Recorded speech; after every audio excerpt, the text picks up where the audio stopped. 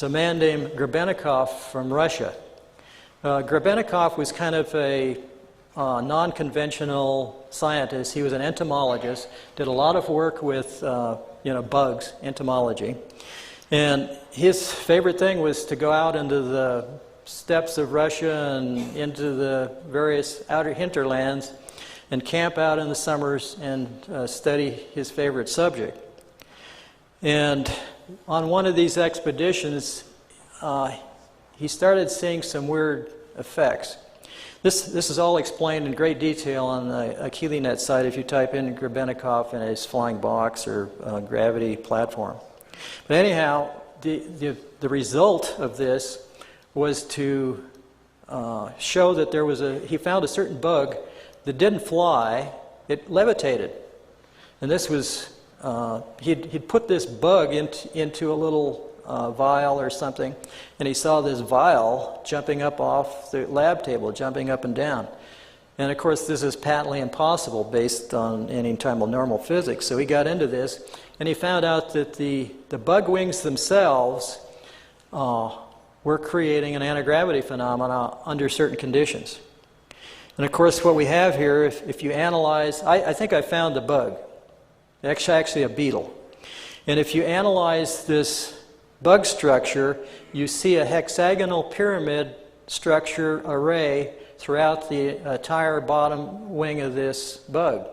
Turns out that beetles have two wings. The top wing is called a wing cover, and what the beetle does is it lifts this wing cover up, and then it flips out its lower wings or inner wings. Now the bug cover protects the inner wings, but when it gets excited or something, it flips these other wings out, and it flaps these other wings, and the inner wings flap a little, and this beetle goes gyrating around. They can't fly very good, but they sure levitate great, I guess. And anyway, he took a whole bunch of these bug wings, and he glued them to like a Venetia blind structure, and he put it into a little platform he built. So they were all, these bug wings were all covered in here. And he used I theorize he used the wing covers as well as the inner wing itself. There's also a kind of a handlebar on this thing with some controls. You can see the thing a little better here in detail. The controls, I think, had to be manipulated continuously and probably vibrated to create the same action that the bug was doing. There was also down at the base some kind of a lever, which I suspect controlled the amount of lift he was getting out of this thing. Anyway, Grebennikov claimed that he could fly this thing or levitate it, and it would go around at almost 1,000 miles an hour. Now you ask, how can that happen? Well, he said that there was an energy field that built up around this thing due to this gravity field building up in the platform, and by this thing building up, it built out a force field that basically surrounded him and protected him from the local environment. So even though he was flying at 1,000 miles an hour, you could go, you could be wearing your Sunday best suit and not get it flutter a bit at 1,000 miles an hour. I'm not sure I'd want to stand on something going 1,000 miles an hour that's 2 feet square. But this picture here shows him sitting on the ground, and these pictures are much better if you get on the AchilleNet site. This is the platform with him on it about 3 to 6 feet above the ground, because here's the shadow here down below. Now you could say this is all faked, but if you get into the other things that he did with shape, they almost mirror the stuff that I discovered, and it proves, I guess, that there's either two crazy people in the world, or there's two people that have found the same discoveries.